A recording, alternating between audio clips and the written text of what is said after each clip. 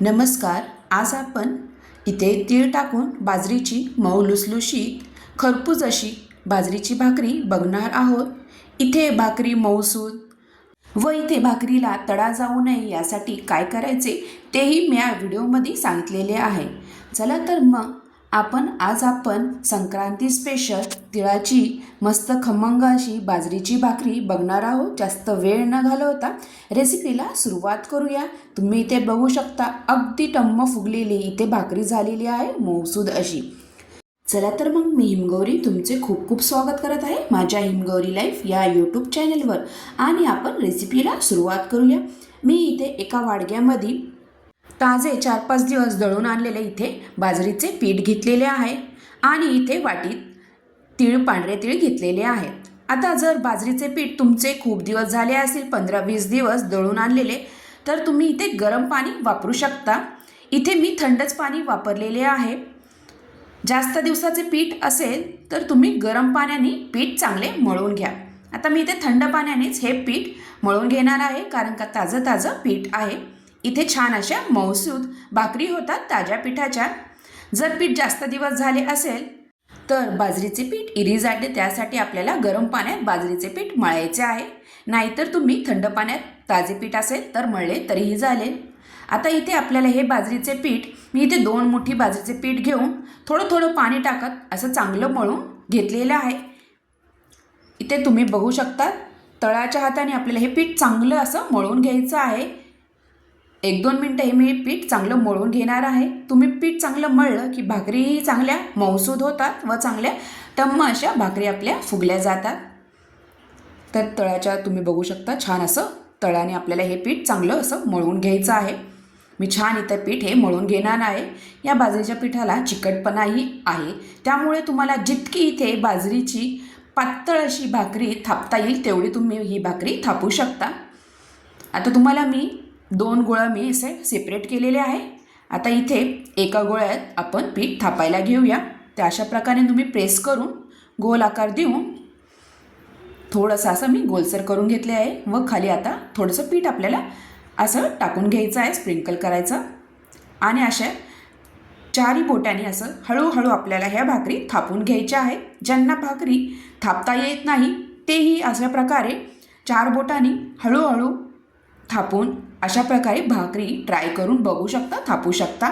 आता इथे अर्धी भाकरी थापून झालेली आहे. आता आपल्याला इथे पांढरे तीळ वरतून टाकायचे आहे व हाताने असे प्रेस करून घ्यायचं आहे व नंतर पुन्हा आपल्याला अशाच प्रकारे 4 बोटांनी हळूहळू ही भाकरी अशा प्रकारे थापून घ्यायची आहे.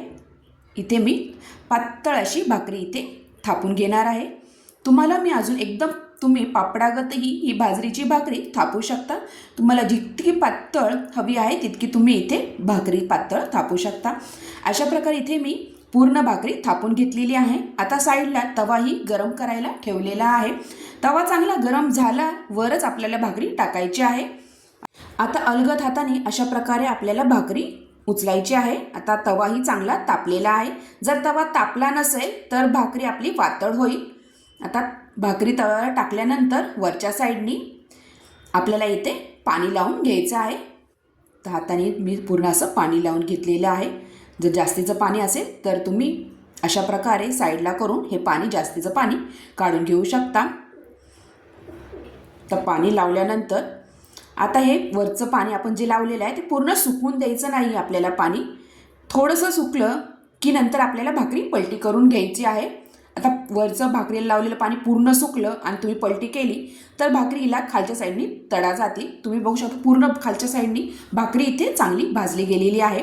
आता खालची साईड आपल्याला पूर्ण भाजून घ्यायची आहे. खालची साईड इथे चांगली भाजून घ्यायची, मगच आपल्याला पलटी करून ही भाकरी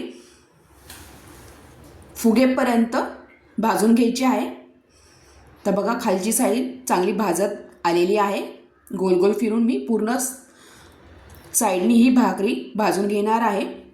तर बघा छान अशी भाजली गेलेली आहे.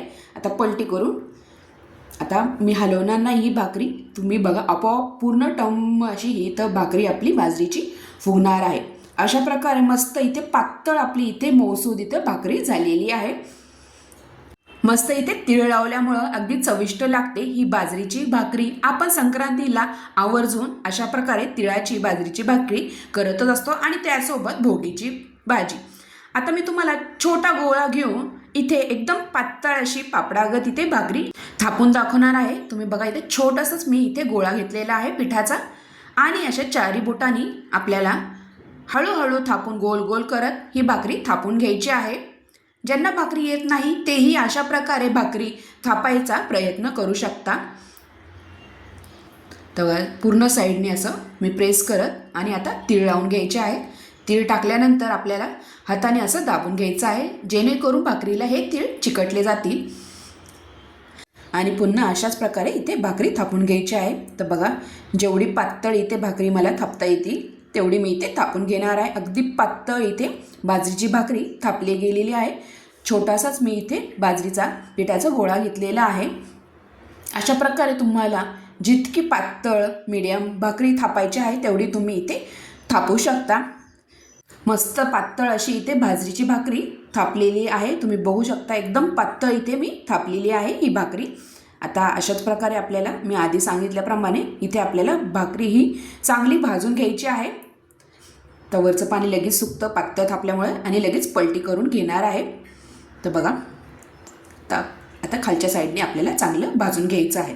अशा प्रकारे इथे तुम्हाला इथे बाजरीची भाकरीची रेसिपी व काही टिप्स कशा वाटल्या नक्की कमेंटद्वारा कळवा. आणि या संक्रांतीला तुम्हीही अशा प्रकारे तिळाची बाजरीची भाकरी नक्की करा. अशा प्रकारे तुम्हाला हा व्हिडिओ कसा वाटला नक्की कमेंटद्वारा कळवा. व माझ्या चॅनलला लाईक शेअर आणि सबस्क्राईब करायला विसरू नका. मस्त आता बघा तुम्हाला एक भाकरी मी तोडून दाखवते.